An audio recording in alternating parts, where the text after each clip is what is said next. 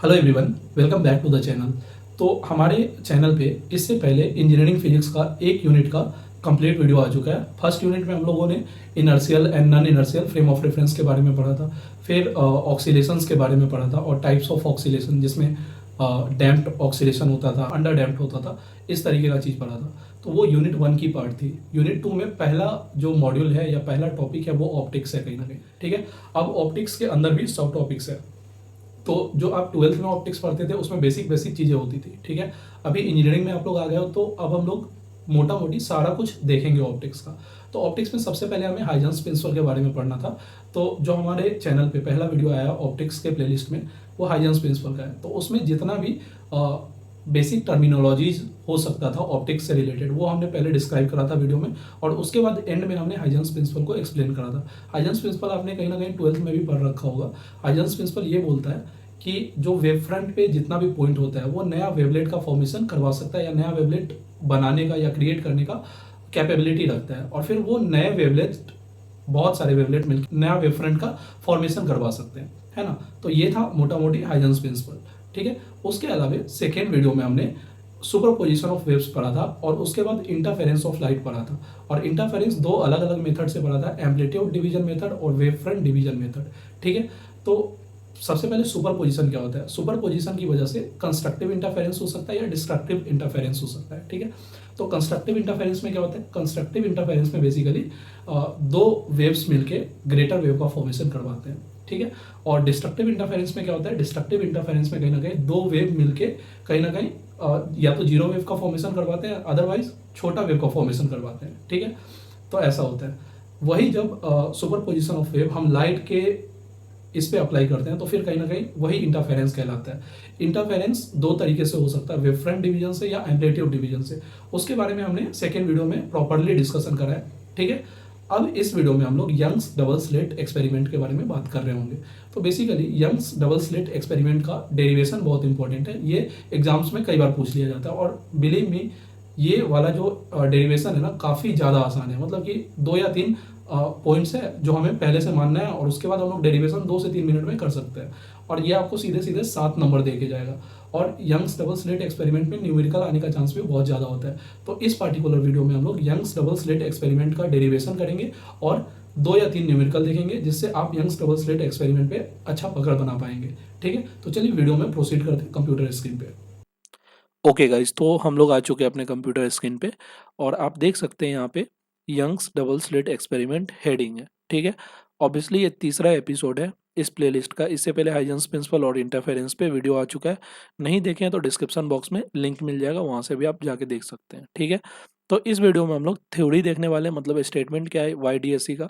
फिर उसके बाद डेरिवेशन देखने वाले हैं। किसका डेरिवेशन, तो डार्क फ्रिंज कहाँ पे होता है, मतलब डार्क फ्रिंज के पोजीशन को एक्सप्लोर करने वाले हैं, ब्राइट फ्रिंज के पोजीशन को एक्सप्लोर करने वाले हैं, और फ्रिंज विड्थ को डिराइव करने वाले हैं, मतलब उसका क्या फार्मूला आता है। उसके अलावा 2 न्यूमेरिकल्स देखने वाले हैं, जिसके हेल्प से आप कहीं ना कहीं इस टॉपिक पे अच्छा ग्रिप बना पाओगे, ठीक है। तो आई होप टॉपिक के बारे में क्लियर हो गए होंगे। सबसे पहले हम लोग स्टेटमेंट देखेंगे, फिर condition for location of bright and dark fringes देखेंगे, फिर एक्सप्रेशन ऑफ फ्रिंज विड्थ को देखेंगे, ठीक है। तो चलिए सबसे पहले हम लोग YDSC के स्टेटमेंट को समझते हैं। तो YDSC क्या कहता है, when a monochromatic light source, monochromatic मतलब सिंगल कलर का होगा, मतलब उस लाइट सोर्स का फ्रीक्वेंसी सेम होगा, है ना। जैसे मान लो रेड है, तो पूरे रेड लाइट का जो फ्रीक्वेंसी होगा ऑब्वियसली सेम होगा। जैसे मान लो येलो लाइट है, तो उसका फ्रीक्वेंसी ओवरऑल सेम होगा। सो मतलब जो भी मोनोक्रोमेटिक लाइट होगा उसका सिंगल फ्रीक्वेंसी होगा, ठीक है। So when a monochromatic light source passes through two closely spaced narrow slits, तो आप यहाँ पे देख सकते हैं, यहाँ पे 2 क्लोजली पैक्ड नैरो स्लिट है, ठीक है। तो जब लाइट को हम लोग क्लोजली पैक्ड नैरो स्लिट से क्या करते हैं, पास करवाते हैं, the light waves emerging from the slit act as coherent sources. मतलब कि जो स्लिट से लाइट पास हो रहा है, मतलब ये जो स्लिट है, इससे जो लाइट पास हो रहा है वो ऐसा एक्ट करता है कि वो कोहेरेंट सोर्स से आया है।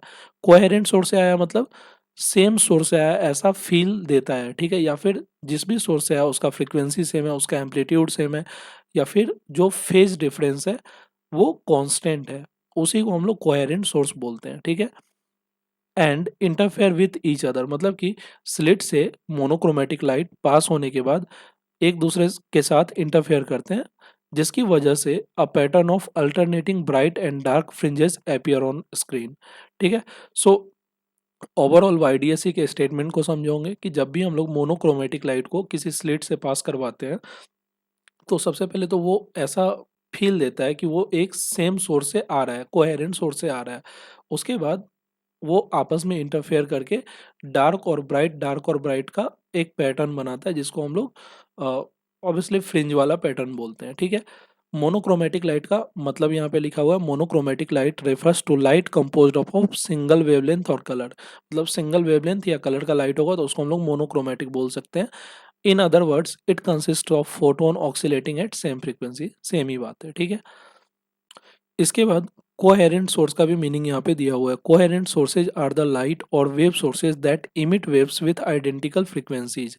मतलब कि कोहेरेंट सोर्स उस सोर्स को बोलते हैं जिसमें आइडेंटिकल फ्रीक्वेंसी होती है या आइडेंटिकल एम्पलीट्यूड होता है या फिर कांस्टेंट फेज डिफरेंस होता है, तो हम बोल सकते हैं कि वो कोहेरेंट सोर्स से लाइट आ रहा है। ठीक है। सो वाईडीएससी का स्टेटमेंट क्लियर होगा। तो थ्योरी में सबसे पहले आप वाईडीएससी को प्रूफ करने के लिए भी आएगा, लेकिन सबसे पहले आप स्टेटमेंट लिखोगे और उसके बाद ये वाईडीएसई का रिजल्ट क्या होता है ये देखते हैं होता है। तो Young's double slit experiment proved light behave as a wave by creating an interference pattern of bright and dark fringes. मतलब कि जैसे आप लोग जानते होंगे कि फोटो इलेक्ट्रिक इफेक्ट से हम लोग पार्टिकल नेचर ऑफ लाइट को प्रूव करते हैं, उसी तरीके से ये जो यंग्स डबल स्लिट एक्सपेरिमेंट है, मतलब जिसमें हम लोग स्लिट से मोनोक्रोमेटिक लाइट को पास करवाते हैं, ये एक्सपेरिमेंट हमें लाइट का वेव नेचर को प्रूव करने के लिए हेल्प करता है। ठीक है। By creating a interference pattern of bright and dark fringes, जो कि आप यहाँ पे देख सकते हैं। डार्क जो ब्लू ब्लू आ रहा है और अदरवाइज वो ब्राइट है। ठीक है। तो इस तरीके से आप देख सकते हैं। सो ये तो थ्योरी हो गया कंप्लीट। अब हम लोग डेरिवेशन की तरफ बढ़ते हैं, नहीं कि डिराइव क्या क्या करना है। तो हम लोग तीन चीज़ को डिराइव करने वाले हैं। फ्रिंज विड्थ के एक्सप्रेशन को, जो कि आता है beta is equal to lambda D upon small D. ठीक है। Lambda capital D upon small d आता है फ्रिंज विड्थ का डेरिवेशन करके। ठीक है। लैम्डा वेवलेंथ है, डी है स्लिट से लेकर के स्क्रीन के बीच का डिस्टेंस। ठीक है। और स्मॉल डी है स्लिट के बीच का सेपरेशन, मतलब ये जो स्लिट S1 है और S2 है इसके बीच का सेपरेशन जो है वो स्मॉल डी है। ठीक है। उसके अलावे पहला डेरिवेशन तो हम लोग इसका करेंगे। ठीक है। उसके अलावे हम लोग ब्राइट फ्रिंज और डार्क फ्रिंज कहाँ पे आकर होता है उसके पोजीशन का डेरिवेशन करने वाले हैं। ठीक है। सो डिराइव करके ये दोनों चीज़ आएगा। तो सबसे पहले हम लोग ये सब डिराइव करेंगे और उसके बाद लास्ट में हम लोग दो ब्राइट फ्रिंज के दो कंजिक्यूटिव ब्राइट फ्रिंज को माइनस करेंगे। मतलब जैसे मान लो कि n+1th ब्राइट फ्रिंज में से nth ब्राइट फ्रिंज का पोजीशन माइनस कर लेंगे तो फ्रिंज विड्थ आ जाएगा। ठीक है। या फिर डार्क फ्रिंज पे भी अप्लाई कर दोगे तो वहाँ से फ्रिंज विड्थ का वैल्यू आ जाएगा। ठीक है। तो डेरिवेशन क्या क्या करना है ये क्लियर हो गया होगा। अब हम लोग एक एक पोजीशन को समझ लेते हैं इस पूरे डायग्राम में।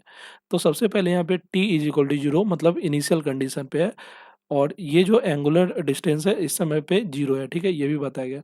S1 क्या है, स्लिट S1 है और S2 क्या है, स्लिट का पोजीशन है S2। ठीक है। इसके बीच में स्लिट S1 और S2 के बीच का डिस्टेंस है स्मॉल d। ठीक है। नाउ ये जो स्लिट है उससे जो स्क्रीन है वो कैपिटल D डिस्टेंस पे है और हम ये मान रहे हैं कि ये जो स्मॉल d डिस्टेंस है उससे काफ़ी ज़्यादा है कैपिटल D। मतलब स्क्रीन का डिस्टेंस, मतलब ये जो स्क्रीन है जहाँ पे पैटर्न फॉर्म हो रहा है उसका डिस्टेंस स्लिट से बहुत ज़्यादा है इन कंपैरिजन टू दो स्लिट के बीच में, मतलब स्लिट के बीच में बहुत छोटा सा डिस्टेंस है। ठीक है। तो पहला एजम्पशन है capital D is very much greater than small D. ठीक है। पहला एजम्पशन है। दूसरा एजम्पशन है, आपको ये पता है कि जैसे मान लीजिए सेंट्रल ब्राइट फ्रिंज यहाँ पे अकर होगा तो डार्क फ्रिंज जस्ट यहाँ पे अकर होता है, मतलब ये सब डिस्टेंस बहुत कम होता है। बट हमने अपने सहूलियत के लिए जो ये पोजीशन P माना है, यहाँ पे डार्क फ्रिंज भी हो सकता है और ब्राइट फ्रिंज भी हो सकता है। इसका डिस्टेंस सेंट्रल फ्रिंज से y डिस्टेंस पे रखा गया है। ठीक है।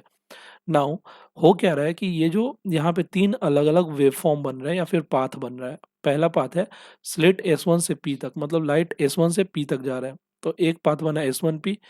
दूसरा पाथ बन रहा है S2P, मतलब जो स्लिट 2 से P तक जा रहा है। ठीक है। और तीसरा पाथ बन रहा है O से P तक। ठीक है। ये बीच का लाइन है जो ज्वाइन कर रहा है। नाउ सबसे बड़ी बात कि ये जो डिस्टेंस है ये बहुत छोटा सा डिस्टेंस है तो ये एंगल जो थीटा होगा ये बहुत छोटा होगा। तो जब भी छोटा एंगल होता है उसके लिए छोटे एंगल के लिए sine theta approximately equal to tan theta होता है। ऐसा आप मैथमेटिकली जानते हो, नहीं जानते हो तो गूगल पे जाओ और चेक करो, जितना छोटा एंगल डालोगे उतना साइन थीटा और टेन थीटा का वैल्यू सेम आते जाएगा। ठीक है। तो ये चीज़ क्लियर हो जाओ पहले से ही। ठीक है। नाउ हम लोग फाइंड क्या करने वाले, तो हम लोग पाथ डिफरेंस फाइंड करने वाले हैं। मतलब तुम्हें दिख रहा होगा कि S1P और S2P में S2P बड़ा है, ठीक है, भले ही थोड़ा सा ही बड़ा है लेकिन बड़ा तो है। तो हम मानते हैं कि डेल्टा एक्स जितना बड़ा है, मतलब यहाँ से यहाँ का डिस्टेंस को हम लोग डेल्टा एक्स मान रहे हैं और इस पोजीशन को ए मान रहे हैं, ठीक है। नाउ क्योंकि ये एंगल थीटा है और ये स्मॉल एंगल है, तो ये एंगल भी थीटा हो जाएगा क्योंकि छोटा छोटा एंगल है, तो इसको भी हम थीटा मान सकते हैं, ठीक है। और स्मॉल एंगल के लिए sine theta approximately tan theta के बराबर होता है। नाउ हम लोग पाथ डिफरेंस निकालने वाले सबसे पहले। तो पाथ डिफरेंस किसके बराबर आता है, डेल्टा एक्स, है ना, ये जो डेल्टा एक्स है ये पाथ डिफरेंस है और वो इक्वल होगा S2P माइनस S1P। क्लियर है, इसमें कोई डाउट होगा नहीं। अगर ज्योमेट्री से देखें इस वाले ट्रायंगल में S1 S2 A, है ना, S1 S2 A वाले ट्रायंगल में देखोगे तो साइन थीटा क्या लिखोगे, इस वाले ट्रायंगल के लिए साइन थीटा क्या होगा, P/H। तो P क्या होगा, डेल्टा एक्स अपॉन हाइपोटेनस क्या होगा, ये S1 S2 मतलब D। तो डेल्टा एक्स बाई डी करोगे तो साइन थीटा के बराबर आएगा, है ना, delta x upon d is equal to sine theta. तो यहाँ से देख सकते हो delta x is equal to D sine theta हो गया। अब क्योंकि छोटा एंगल के लिए साइन थीटा टेन थीटा के बराबर होता है, तो अब हम लोग इस ट्रायंगल में एक्सप्लोर करने वाले हैं। ये जो बड़ा वाला ट्रायंगल है, इस ट्रायंगल में अगर हम लोग देखेंगे तो यहाँ पे क्या हो रहा है, टेन थीटा किसके बराबर आएगा, टेन थीटा होगा P/H B/H P/B, ठीक है, P/B। तो परपेंडिकुलर क्या है, परपेंडिकुलर ये है और बेस ये है, तो परपेंडिकुलर y के इक्वल है और बेस d कैपिटल D के इक्वल है, ठीक है। तो y अपॉन कैपिटल D के बराबर आया। नाउ ये जो यहाँ पे x is equal to D sine theta आया था, इसको हम लोग लिख सकते थे x is equal to D tan theta. अब now tan theta y upon capital D के बराबर आया, तो हम डेल्टा x को overall D Y by capital D लिख सकते हैं, जो कि आप यहाँ पे देख सकते हो, ठीक है। आई थिंक यहाँ तक क्लियर होगा। मतलब जो पाथ डिफरेंस है डेल्टा एक्स वो small d y upon capital D आया है, और यहाँ तक आप बहुत क्लियर होंगे कि कैसे आया है, ठीक है। नाउ आगे बढ़ते हैं। अब दो चीज होता है कि जब जो पाथ डिफरेंस आया है ना, d Y by capital D, तो इसको अगर हम लोग कंस्ट्रक्टिव इंटरफेरेंस यहाँ पे अगर दिखाते हैं, तो इसके लिए हमें इसको एन लैम्डा से इक्वेट करना होता है। ऐसा माना जाता है कि इसको इक्वेट करना है उससे, ठीक है। और यहाँ पे बेसिकली वाईएथ जो पोजीशन है वो हमें ब्राइट फ्रिंज का पोजीशन देगा। तो वाईएथ पोजीशन क्या आ जाएगा यहाँ से, अगर इस इक्वेशन में देखोगे तो N lambda capital D upon small D आ जाएगा वाईएथ ब्राइट फ्रिंज का पोजीशन, ठीक है। तो वही चीज यहाँ निकल के आ रहा है, ठीक है। अब यहाँ पे एन का वैल्यू 0 हो सकता है और plus minus 1 2 3 up to infinity तक हो सकता है। तो जब एन का वैल्यू 0 डालोगे तो ये ओवरऑल 0 आएगा, मतलब सेंट्रल ब्राइट फ्रिंज को ये दिखाएगा। एन का वैल्यू +1 डालोगे तो कहीं यहाँ पे आएगा फ्रिंज, है ना, और -1 डालोगे तो कहीं यहाँ पे आएगा, एंड सो ऑन, ठीक है। सिमिलरली अगर हमें डिस्ट्रक्टिव इंटरफेरेंस दिखाना है तो डेल्टा एक्स को n+1/2 लैम्डा से इक्वेट करना होगा, ठीक है। कंस्ट्रक्टिव के लिए n लैम्डा से इक्वेट करना था और डिस्ट्रक्टिव के लिए n+1/2 लैम्डा से इक्वेट करना है, या फिर n-1/2 लैम्डा से भी कर सकते हो, ठीक है। तो इसको सॉल्व करने पे हमें जो y का वैल्यू आएगा, y का वैल्यू कहाँ से, d Y by capital D डाला। अब यहाँ से ये जो y डार्क का वैल्यू आएगा वो आएगा d into this upon small D, तो d into this upon small D. तो अब डिस्ट्रक्टिव इंटरफेरेंस का भी पोजीशन आपको पता चल गया। यहाँ पे जो n का वैल्यू होगा वो +-1 से स्टार्ट होगा, 0 से नहीं स्टार्ट होगा, क्योंकि हमें पता है 0 पे सेंट्रल ब्राइट फ्रिंज बन रहा है, ठीक है। तो आई होप यहाँ तक क्लियर हो गए होंगे आपकी सेंट्रल डार्क फ्रिंज और सेंट्रल ब्राइट फ्रिंज का पोजीशन और उसका इक्वेशन क्या आएगा, ठीक है। तो ब्राइट फ्रिंज के लिए जो इक्वेशन आया वो आया y bright is equal to n lambda D upon small D, ठीक है। और वाई डार्क के लिए जो आया है वो आया है n+1/2 lambda capital D upon small D, ठीक है। मतलब कुछ नहीं हुआ है, n के जगह पे n+1/2 या n-1/2 से रिप्लेस कर दोगे तो डार्क फ्रिंज का पोजीशन आ जाएगा। नाउ इतना क्लियर होगा कि डार्क फ्रिंज और ब्राइट फ्रिंज का पोजीशन कैसे आया, इसका वैल्यू भी अब पता चल गया होगा आपको, ठीक है। नाउ अब फ्रिंज विड्थ कैसे निकलेगा, तो देखो जैसे मान लो सेंट्रल ब्राइट फ्रिंज यहाँ पे, फर्स्ट ब्राइट फ्रिंज यहाँ पे, सेकेंड ब्राइट फ्रिंज मान लो यहाँ पे, तो सेकेंड ब्राइट फ्रिंज का वैल्यू क्या आएगा, 2 lambda capital D upon small D, ठीक है। और फर्स्ट ब्राइट फ्रिंज का क्या आएगा, lambda D upon small D. इन दोनों को माइनस करोगे तो कहीं ना कहीं जो इन दोनों के बीच का डिस्टेंस है वो निकल जाएगा, तो वो कितना के इक्वल होगा, lambda D upon small D. तो यही है अपना फ्रिंज विथ, जो कि आता है lambda capital D upon small D से। तो आई होप ये तीनों डेरिवेशन आपको आसानी से समझ में आ गया होगा। ये डायग्राम भी आपको बहुत अच्छे से समझ में आया होगा। इस डायग्राम के लिए हमने दो एजम्पशन रखा था कि कैपिटल डी बहुत ज़्यादा है स्मॉल डी के कंपैरिजन में, दूसरा S1P S2P और OP पैरेलल है। इसका मतलब ये जो थीटा एंगल है छोटा है, और छोटे एंगल के लिए साइन थीटा टेन थीटा के बराबर होता है अप्रोक्सीमेटली। ठीक है, तो ये डेरिवेशन बहुत अच्छे से आपको समझ में आया होगा। ठीक है, अब चलिए हम लोग न्यूमेरिकल्स पे बढ़ते हैं आगे। ओके, न्यूमेरिकल पे बढ़ने से पहले रिजल्ट क्या क्या आया YDSC से। तो YDSC में फ्रिंज विथ जो डिराइव हुआ वो lambda capital D upon small D derive हुआ।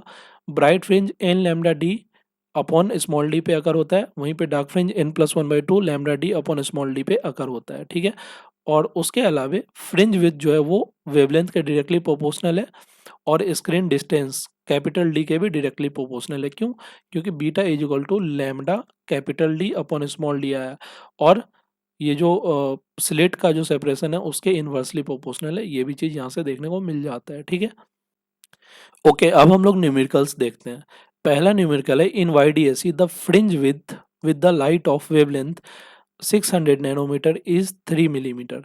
तो किसी लाइट का वेवलेंथ 600 नैनोमीटर है, उसका फ्रिंज विथ 3 मिलीमीटर है। ठीक है, तो जब कोई लाइट जिसका वेवलेंथ 400 नैनोमीटर होगा उसका फ्रिंज विथ क्या होगा, ये पूछा गया है आपसे। तो ये यूनिटरी मेथड पे भी बन सकता है। जैसे आपको पता है कि जो फ्रिंज विथ होता है बीटा, वो lambda D upon small D से इक्वेट होता है। ठीक है, अब नाउ आप देखोगे तो हमें लैम्डा दिया हुआ है, ठीक है, और ये दिया हुआ है, तो हमें पता है कि ये डायरेक्टली प्रोपोर्शनल है। तो जब थ्री थ्री है मिलीमीटर, क्या 3 मिलीमीटर क्या है, फ्रिंज विथ है, तो 600 नैनोमीटर है। तो 3 मिलीमीटर के लिए 600 नैनोमीटर है, तो 1 के लिए कितना होगा, 200 नैनोमीटर। ठीक है, तो 400 नैनोमीटर कितना के लिए होगा, 2 मिलीमीटर के लिए होगा। ठीक है, ये तो यूनिटी मेथड से भी बन सकता है, या फिर दूसरा एक और मेथड है उससे भी आप बना सकते हो। जैसे देखो यहाँ पे इक्वेशन में पुट किया 3 जो कि फ्रिंज विथ है is equal to 600 into capital D upon small D.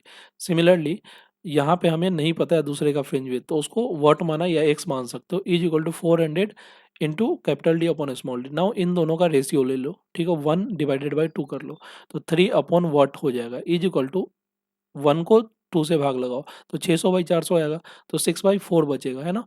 तो 3 upon what is equal to 6/4। तो यहाँ पे देख सकते हो कि 3 4 जा 12 अपॉन 6 करोगे तो वाट का वैल्यू आ जाएगा, तो उसका वैल्यू 2 मिलीमीटर के आसपास आएगा। ठीक है, सो फ्रिंज विथ क्या आएगा, 400 नैनोमीटर के लिए फ्रिंज विथ 2 मिलीमीटर का आएगा। आई होप ये वाला क्वेश्चन क्लियर हो गया होगा, इजी क्वेश्चन था। एक और क्वेश्चन देखते हैं। नाउ ये थोड़ा सा अच्छा क्वेश्चन है। In YDSC the slits are 2 millimetre apart. Okay, so slit का जो डिस्टेंस है वो ये जो है वो 2 मिलीमीटर है, and are illuminated by photons of wavelength lambda 1 and lambda 2। Lambda 1 है 1200 एंगस्ट्रम एंड लैम्डा 2 है 12,000 है यहाँ पे, और ये 10,000 एंगस्ट्रम है। At what minimum distance from the common central bright fringe on the screen 2 metre from the slit. अच्छा, screen distance 2 metre दिया हुआ है, ये डिस्टेंस 2 मीटर है। देख सकते हो ये 2 मिलीमीटर और 2 मीटर में कितना डिफरेंस है, तो यही मैं उस समय पे बोल रहा था। तो ये 2 मीटर पे है। सो यहाँ पे पूछा गया है at what minimum distance from the central bright fringe, मतलब सेंट्रल ब्राइट फ्रिंज से कितने मिनिमम डिस्टेंस पे जब ये जो भी अपना स्क्रीन है वो 2 मीटर होगा, तो bright fringe from one interference pattern coincide with bright fringe from other. मतलब कि जो इंटरफेरेंस पैटर्न होगा उसमें दो अलग अलग वेवलेंथ का लाइट दिया है ना, तो पहला वेवलेंथ पे ब्राइट फ्रिंज मान लो कि यहाँ यहाँ यहाँ यहाँ यहाँ बना, ठीक है।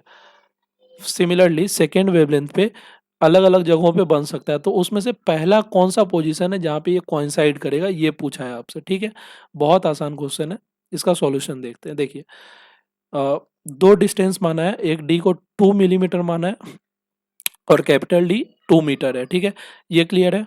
स्मॉल डी जो स्लिट का डिस्टेंस है और कैपिटल डी स्क्रीन के बीच का डिस्टेंस है। नाउ बीटा 1 का वैल्यू जो आएगा वो lambda 1 D upon small D करके आएगा, ठीक है।